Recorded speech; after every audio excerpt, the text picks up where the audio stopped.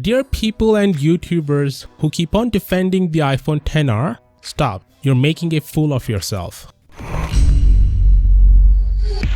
Apple has done it again. They made a budget product, priced it at $750 with a display that has a screen resolution that is spaced out to be the same as the iPhone 4 back in 2010 and claim it to be some sort of good liquid retina display. And the sad part is, people are falling for this. It's ridiculous that some people are defending this phone, saying the average consumer is dumb and they don't know crap. Alright, average consumer may not know much about the tech that is packed into the phone, but they can see. They can see the difference between a crappy screen and a good screen. There's absolutely no point in pricing a phone $750 in 2018 with a resolution equivalent to that of the iPhone 4. The argument presented by these people is that this phone has a pixels per inch of 326, which is more than adequate on a smartphone since you can't tell the difference when the display has more PPIs than that. Alright, then why do Apple sell phones with higher PPIs if you can't tell the difference? The iPhone XS has a PPI of 458.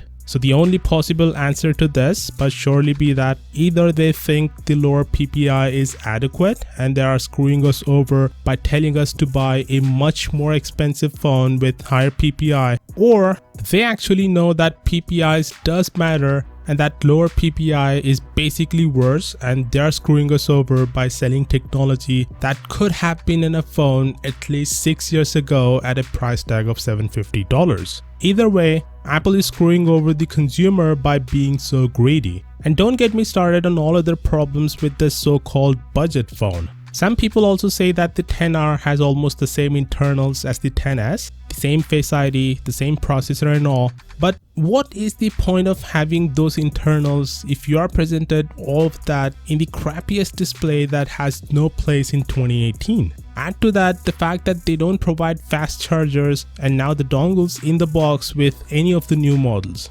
No expandable storage just so that they can charge an arm and a leg for the larger capacity devices. The way that Apple operate is just plain wrong and shameful. But anyway, good for Apple that they can get away with all of this. They have developed a blind following that even if they sell a brick with their logo on top of it for $750, millions of iSheeps would still buy it just because it's an Apple product. Now, I respect these people's opinion and I think they're allowed to have it. After all, it isn't my wallet that gets emptied on bad deals. What I don't respect, however, is one of the largest tech companies in the world selling outdated and cheap technology at a price that is unheard of for a budget phone. Just because they're Apple, they shouldn't be disqualified from getting criticism. Look at Samsung. The Note 7 started exploding. They received massive backlash and they decided to call back all the phones they had sold. Now ask yourself, would Apple do the same thing?